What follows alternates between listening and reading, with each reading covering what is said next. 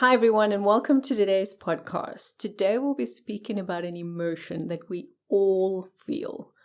Some of us just hide it better than others, and that is the emotion of fear. So what made us decide to speak about fear, though?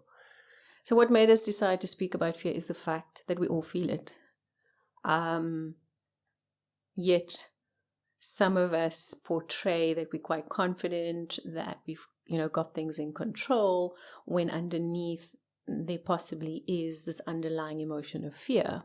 And I do believe that we've been conditioned to hide it and not necessarily let on that we actually do feel this emotion. Okay, so I just also, when I was thinking of topics, I think one of the main things that we see on a regular basis is how debilitating fear can be for people.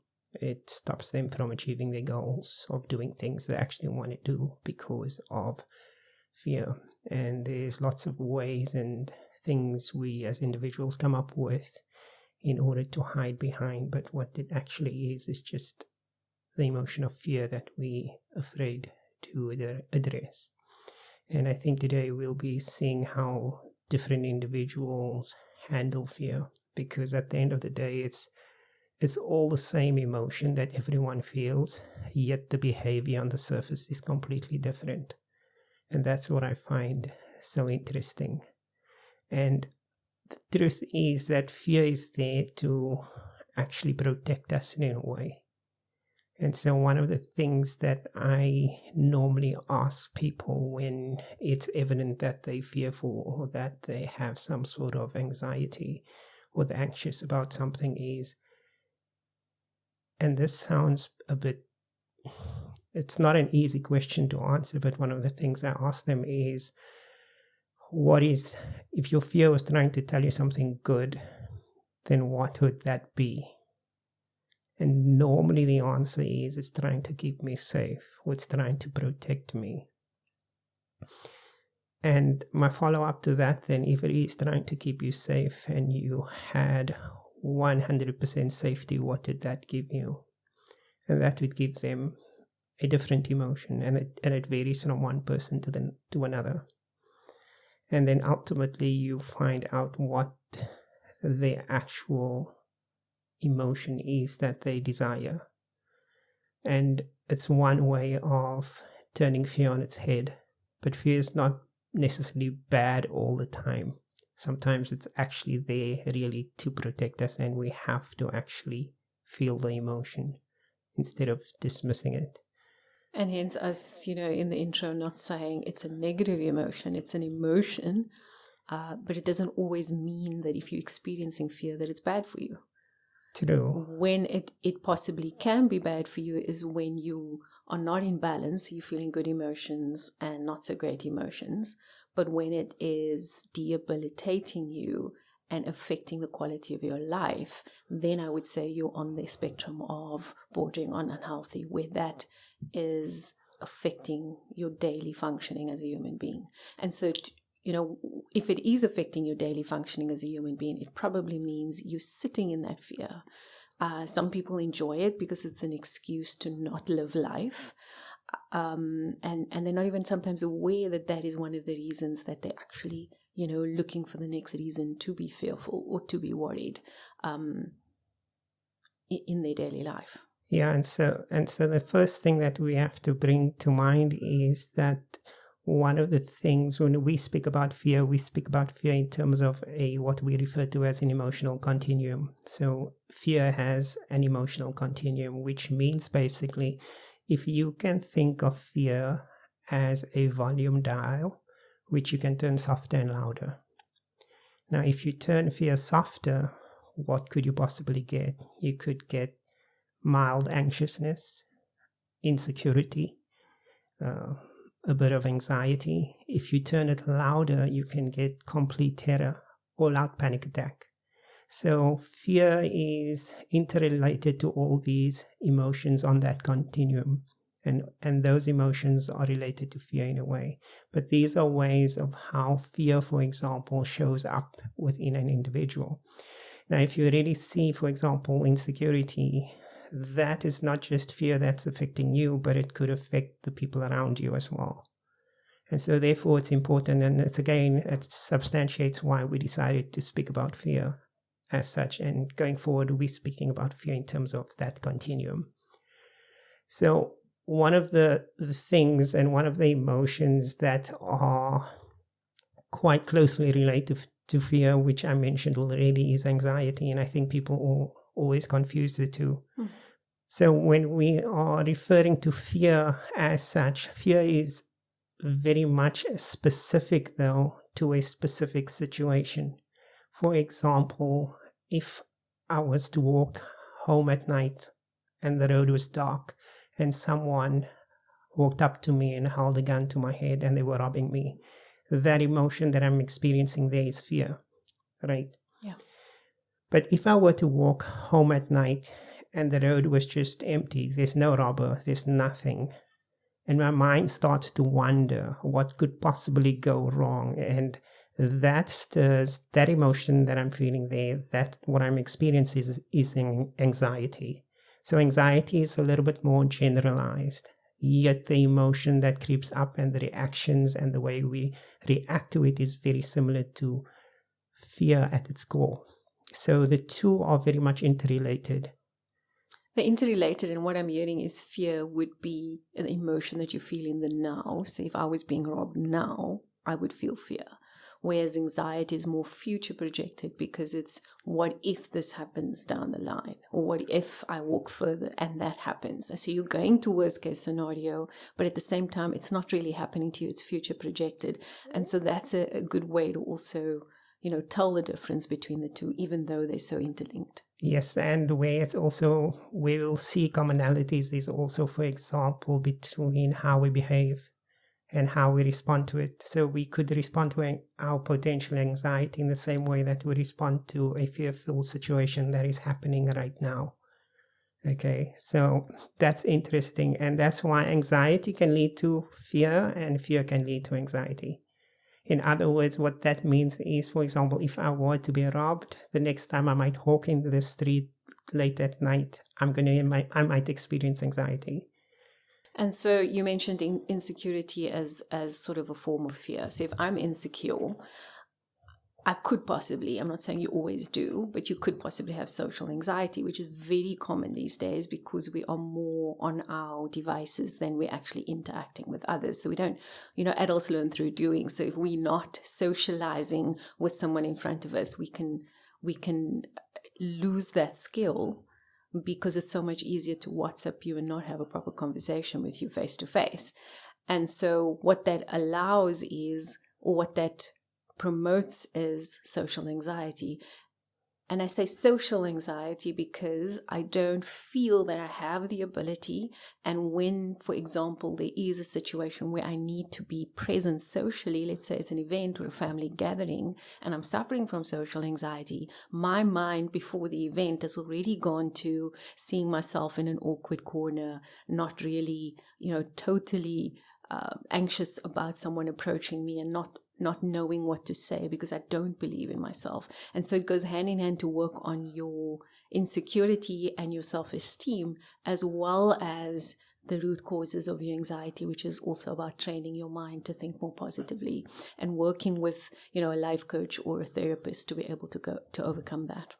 Yeah, and so we find then, when you speak about the root causes, that there are 4 specific ways of how people respond to fear. And the first one is that I want to mention is the fight response. And the best way for me to explain that is, for example, we'll first explain it in terms of, let's say a robber were to walk up to you and held a gun to you or a knife to you. Your response could be then to fight them, to physically fight that off. So that would be a fight response, right? But you would still be experiencing the emotion of fear at that point in time. I think some people think that if someone fights, that they're not experiencing the emotion of fear, but they are. And so what happens then is, if we look at the broader spectrum of things and how we are affected and how we respond in terms of the fight response in terms of fear in our general lives, we'll find that many a times the fight response comes across as anger or resentment. I mean, we've experienced this a lot with our clients, as you know. Initially, person comes in super angry, and you sort of figure out, what type of personality type they are, what are their core emotions, and on the surface it looks like anger, but when you unpack it, you actually realize it's actually fear that is the driving emotion, but it comes out as anger because you are, the brain is designed to protect you, so it is, I'll fight for what I want, or I'll fight to fight off this fear, or I'll fight so that you don't know I actually am fearful. Yes, so what it is then people might believe that they've got an anger problem at times, and they possibly could have an anger problem at the core. But many a times as well, it's not an anger issue, it's a fear issue. And that fear issue results in them showing anger to their partner or their spouse, or just coming across as frustrated, or them being controlling. And that controlling is to hide an insecurity. Now, I'm not saying it's like this all the time, but many a times that is the case. So an individual that becomes very much controlling and wanting to control the situation, that is in fact a fight response to fear. So if you're trying to manage your anger and all you're trying to do is manage the anger on the surface, it's not going to work, because what's lying beneath that anger is in fact fear. So you need to address the fear. You need to address that emotional continuum which we spoke about. What comes to mind as you're speaking is, as a parent, you're so fearful your child, for example, is running on the playground and might fall. And then the child does fall and you get really angry in that moment because of your fear. And so the next time you go to the park, you're on edge. So it's like, don't run. How many parents say, don't run around, walk? But kids are supposed to release all of that energy, but it's because, and why I'm highlighting this is because parents need to check in. What am I feeling? I'm feeling fear. I'm scared that my child is going to get hurt or experience bullying at school or whatever. And so I act angrily towards them, but to be aware then that it's actually my fear. And if I can become aware of that, I always say awareness is key. If you're aware of your emotions, you can start dissolving them or transforming them to more positive emotion. Yeah, so my question then to you is, and I'm sure you can answer this, is in those cases where anger is really a mask for the fear, right? Where does that fear actually stem from? Where is it coming from? Is it trauma? Is it the past? Where is that coming from? How did they manage to learn that is the way that they have to combat their fear? So we're going to be talking later on about simple exercises that we could do to feel the emotion and dissolve the emotion or transform it, right? However, from my experience, when fear is so debilitating that it affects your quality of life, that's usually the type of clients that we see. And working with so many clients and working on even our own negative emotions, or let's just call it negative because it's perceived as negative, when you really work with the client and work on a very deep level, I would say almost 9 times out of 10, if it's a core emotion, it has happened so many times where you take a client back and it's actually in utero, which means mom experienced severe fear and it affected the child. Sometimes it even happens during birth or after birth between the ages of let's say 0 and 7. And so it is a core emotion that, I'm smiling because it's such good news in terms of, but we can deal with that. We can go back, we can release that so that you're consciously aware that yes, it was negative at that time, but it doesn't rule you anymore and you can let go of it. And there's various, tools and methods to be able to do that. That's probably why I'm so passionate about what I do, because you can heal from those emotions. And when you do, I always tell my clients, I'm not saying you're never going to experience fear again, but it won't have the emotional hold that it does have on you right now. Did that answer your question? Yes, it does. It does. And that emotional hold can even be the mask of anger. Okay, cool. True. It just brings to mind a particular client whose, wife was very instrumental in him coming, because men usually don't. I'm not saying all men, but most men don't usually want to deal with their emotions. And for me, I've got to remind people it's not a 10-year journey or a 20-year journey. It's you here for a few weeks, working very consistently to deal with whatever's holding you back. And one of the reasons was that he would get angry over the littlest thing. And I can understand her perspective, because you're always on edge. You don't know, if you're going to do one thing and tick him off, and you feel responsible. So you carry guilt. Oh, I did something wrong again because I've just upset my husband. That's not the way to live. You should be able to do whatever you want and not be fearful of the repercussions of your partner. So if your partner has anger, your partner can easily blame you for not doing what is expected. So here the control comes in.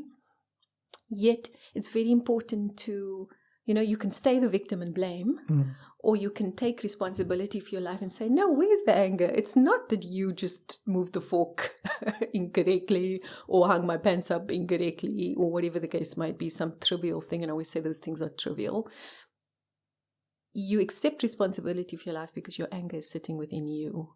And if you can have the courage to deal with it, you are able to move forward in a healthy way. And automatically, we've seen countless times couples that work on themselves first and then come together and work on the relationship, just have a healthy relationship, because there's not that baggage, those excess of negative emotions that have never been released and then comes out in unhealthy ways.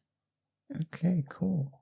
And the other emotion, or the second response that we want to mention, is the flight response to fear. So again, if we're being robbed, for example, the other option that people would choose is to run. And that's also just another way of trying to protect yourself from the situation at hand. Now, how that reflects in the broader spectrum of things, it could come across as avoidance. Right? You're trying to avoid bringing perhaps a certain topic up with someone, or bring up a certain situation with someone because you're fearful of the response you might get, or you're fearful that it might create or make a situation even worse. We also have, for example, avoidance in terms of, you spoke about social anxiety, where individuals then make a concerted effort to avoid those type of situations. So I would just isolate myself or surround myself totally with people I'm completely familiar with. So that's a flight response to fear. Anything you want to add to that? I think you've summed it up, quite honestly. Okay. It plays out in various ways, and what you're highlighting, and for those that experience this, it's hard, I know, but just admit it to yourself. This is why I'm doing it. I am actually avoiding. I am actually running from the situation.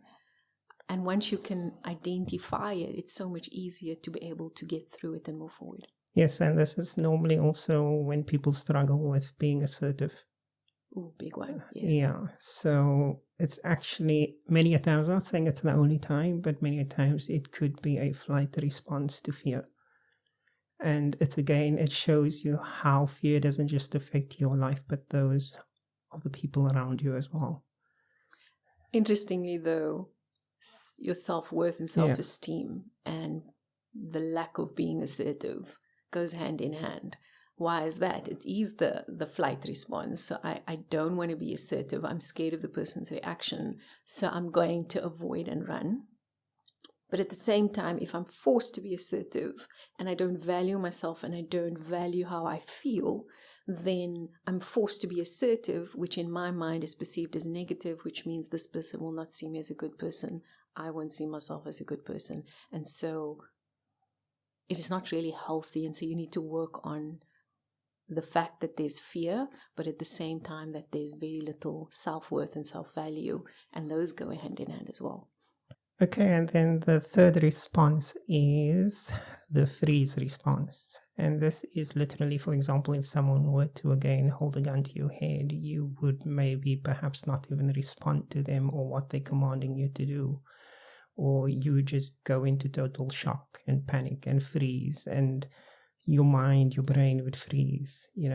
This is also very much in the broader spectrum of things. It's very evident normally again with people with social anxiety, if they are put in that situation and they haven't addressed their anxiety, that they can go into a total panic attack where they just freeze, they don't know what to say. It could even be as something as simple as perhaps not even anxiety related, but let's say your boss were to ask you something and you would just be at a loss for words. It's very much possible that that is a freeze reaction or response to the fear you're feeling at that point in time. And then the fourth response to fear is what we call the fawn response. And that is when someone, for example, again, holds a gun to your head and they command you to do certain things and you do exactly as they say. Now, what this says is that you've chosen this method of protecting yourself because you possibly believe that this is the best way you can get through the situation. And possibly if sorry to cut you, but possibly if someone does have a gun to your head and there is nowhere to run, you're backed in a corner, you can't fight because this person might be 3 times your size. That response, which is called fawn, does make sense in that moment. But I know you're going to go to a practical example on how this plays out in our life, and I'm very interested to hear those examples because then it might not always be the best solution. No, not always the best solution. And in the broader spectrum of things, this is a type of response which is very familiar in terms of people that are being abused. Oh. So they do what the individual is telling them to do, or they behave in a certain way that they believe will allow them to get through the situation and keep them safe. So they very much are obedient to the individual. Also, partly one of the reasons why people stay in abusive relationships to begin with. It's a fawn response to fear. There are many other examples of fawn response. Okay, another response that we possibly do not think about very often is the being very agreeable. And this type of response is actually very evident in people that are very people-pleasing. So we are just going to go ahead and do what is expected of us, even though we are fearful that if we don't do it, then things are not going to go very well for us. So we're fearing the outcome of something that if we, for example, do not do it. And so by becoming very people-pleasing and very agreeable, we're trying to relay and create or not create any conflict. So this is a fawn response. It's a response very much, certain personality types will be very much, this would be the go-to kind of response. So we just don't bring anything up again. We just agree with everything, even though deep down we might disagree with something. So again, we lose our voice in that way. It's a fawn response to fear. Okay, so firstly, the effects of fear on us. I think we've mentioned already that it becomes very debilitating to individuals. It stops you from reaching your goals. And I think we need to really empower ourselves to a point where we need to know when the fear is validated, and I think a lot of the times we hide behind these 4 responses we spoke about: fight, flight, freeze, or fawn, in order to make it sound more practical. Sometimes I do not want to go after my goals because I tell myself, well, if I'm going to go after that, how am I going to perhaps earn a living? Or how am I going to live? Or whatever the case may be. And so it debilitates us and it stops us from reaching our goals in many cases. And I think in those cases, we really need to look at the emotion of fear that we're experiencing and the anxiety that we're experiencing around something. One of the effects that come to mind for me of fear is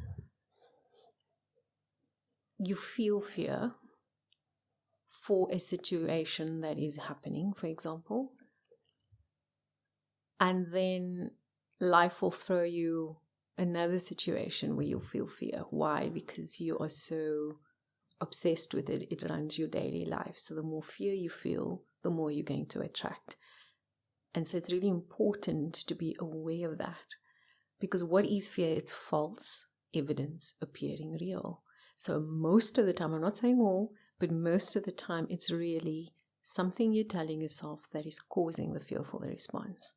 And if you can start training your mind to look at the positives, then automatically the fear will dissipate and you'll be able to move forward in a healthy way. And a lot of people that are habitual worriers also a form of fear, is I'm worried about something, that something might happen, and then 9 times out of 10 it doesn't happen. But the moment that situation has passed, my mind already goes to the next thing I'm going to start worrying about. And so if you're someone like that, you're habitually worrying, you're habitually sitting in fear, is to become very aware of that, because that is just, a coping mechanism or an unhealthy habit that you have that you need to work on so that you can move forward in a healthy way. Okay, one of the other things that we need to keep in mind is when we feel the emotion of fear or anxiety, that it's the same emotion from one person to another. It's the response that's different many a times. And whether I decide to go after my goals or I decide to go after and achieve something, I'm still feeling the fear, but perhaps I decide to do it anyway. Whereas someone else, they have goals, they have ambitions, they feel the fear of it. They perhaps feel the fear of failure and they decide not to. The emotion that the two individuals are experiencing is the same. In one case, though, you take that fear and you allow it to cause you to grow and develop yourself. And in the other case, you allow it to consume you. And we're not saying be fearless. We're saying take the emotion of fear, realize what it is that you're feeling, and develop yourself from there. One thing that comes to mind is that if I look at fear and I'm experiencing the emotion, firstly, I'm acknowledging how I'm feeling, which is really important, and a lot of people push it aside. And a negative emotion is going to stay with you if you actually don't feel it. You think you're pushing it aside, it's gone, it's actually just, festering within you. So it's really important that you feel the emotion and then decide whether a situation arises, I feel the fear, am I using it as an excuse not to move forward? Or am I really validated, or am I really valid in feeling the fear? So for example, I'm afraid of heights. It doesn't mean that I won't go on a bridge and experience a beautiful scene, but would I necessarily go bungee jumping? Not necessarily. I feel the fear, but I made the conscious choice not to do that because that is just not something that appeals to me. I admire people that do it, but that's not something that appeals to me. Yet if I'm after a goal and I need to go and speak to my boss to be able to get him to hear how I feel so that the opportunity, if it does arise, he is aware of how I feel, that is a choice. Whether I do it and I use the excuse, no, he's going to crap on me, he's not going to like my idea, so listen to the negative thoughts and I talk myself out of it, versus I feel the fear, but focus on the positive. He could really love this idea. He could really be supportive. He could give me the next opportunity and I go and do it. That for me is a choice. And the choice then is, do I move forward for what is best for me and I feel the fear, but I do it anyway? Or do I use it as an excuse to hide behind and then get angry when my colleagues move ahead and I don't because I've lost my voice and I'm so fearful that it has held me back? And so just important to highlight, in certain instances, it's a choice that you can make, and in certain instances, it's a choice that is not best for you. But don't use it as an excuse and then hold yourself back. And the thing is, when you're on this journey of personal development and you're wanting to address your fear and develop from there, the journey ahead is trying to basically transform your fear into courage. And that's a journey on its own. And then the question obviously becomes then, how do you do that? And I feel that personally, fear in terms of anxiety and being anxious, fear in that manner, many a times that's an emotion that lives in the mind, right? In fact, any emotion that we experience is directly proportional to the thoughts we are having. Now, if we look at fear, for example, many individuals that experience anxiety or anxiousness or insecurity even, they are predominantly moved by their mind. What that means is they are not necessarily making decisions based on emotion or necessarily making decisions instinctively. Now, there's nothing wrong with that, but the important thing is to become aware of that. Now, when somebody is predominantly moved by their mind, then they are in their head all the time when they're thinking about certain situations. And what we find is that these individuals are often thinking about worst case scenario. What if I do this? This is the worst possible thing that's going to come up. And they start planning for that, and what the first thing that you need to do is to build an awareness around that. And you'll find that 9 out of 10 times worst case scenario in fact doesn't play out. Okay, so how do you go about doing that is identifying and catching yourself every time you're going to worst case scenario. So what I would suggest is just to become aware that that is what you're doing, is to keep note of every time your thoughts wander into worst case scenario and to write that down. What is the possible worst case scenario that could happen? Do it for a week or two. And after the week or two, you look at how many times did that worst case scenario in fact play out. You'll find it probably didn't play out at all. But it's your thoughts that consumed you. It's the fear that consumed you. It's the fear that debilitated you. And so once you start building that awareness, then you can start to change it. Another way to overcome fear is to feel your emotions. So we've been so conditioned to push negative emotions aside, or what we perceive as negative emotions, and just move through life. And so you'll find, for example, a man in a corporate environment would appear very strong, very assertive, yet could experience fear, but it's masked. And so if he's conditioned to not feel those emotions, he would just push it aside. And when you push it aside, it's still there. When you feel it, however, you acknowledge it, you can transform it to something more positive because you're actually feeling it. So I would encourage people, it's something called a simple surrender exercise, where you acknowledge how you feel. So let's say, for example, I am feeling fearful in this moment, is to feel it.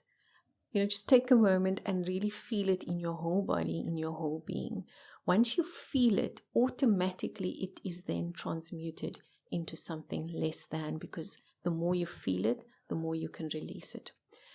How the surrender exercise works is, I feel the emotion of fear. You can close your eyes for a moment.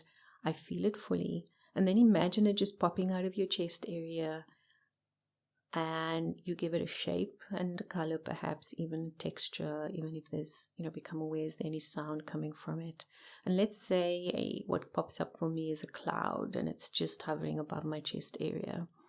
Is then to acknowledge it, see it, and then allow it when you're ready to move away from you. So it moves away from you really, really slowly. And as this is happening, it becomes smaller and smaller and smaller until nothing's left. That's a really simple surrender exercise. So what I've done is I felt the emotion, I feel it in my body, I release it, and then I, in my mind, get a sense, if I'm not very visual, or if I am visual, see it, the shape that I've given it. And it can be anything really. Just allow your imagination to flow, to really move away from you, because what you're actually doing in that moment is saying, I've acknowledged you, I've felt you, emotion, I'm not you, and so I release you and I surrender it. And that usually works. If you check in again, you'll notice that your fear has dissolved entirely, or you can feel it a little. If you do still feel it quite strongly, I would suggest just doing the exercise again, because it just means there's more. If, however, it doesn't work for you, I would suggest you try it, but it'll help in the moment. But if fear runs your life to a point of debilitating you, to a point of, let's say you have social anxiety, or you are so, your mind is so untrained that it goes to worst case scenario for the entire 2-week exercise 100 times a day, then I would say seek out a life coach that specializes in emotional wellness, that can actually go down to the root cause through a few sessions, identify it, and actually release it in that way, because that would definitely help as well. One of the ways to overcome fear if you experience low self-esteem is to use affirmations. So when you have low self-esteem, you are typically telling yourself negative things all the time. And an affirmation is something you say that is positive. So I'll give you an example. Is when your self-esteem is low, you'd say, for example, you compare yourself to someone else, and you'd usually then say, oh, she looks so beautiful, I don't. Or I'm better than this person. And usually when you're saying you're better than, it's also a form of trying to elevate your ego so that you feel better about yourself. However, if you're experiencing low self-esteem, is to use affirmations to combat that. And what are affirmations? It's positive things you're saying to yourself to combat the negative thoughts that you would have.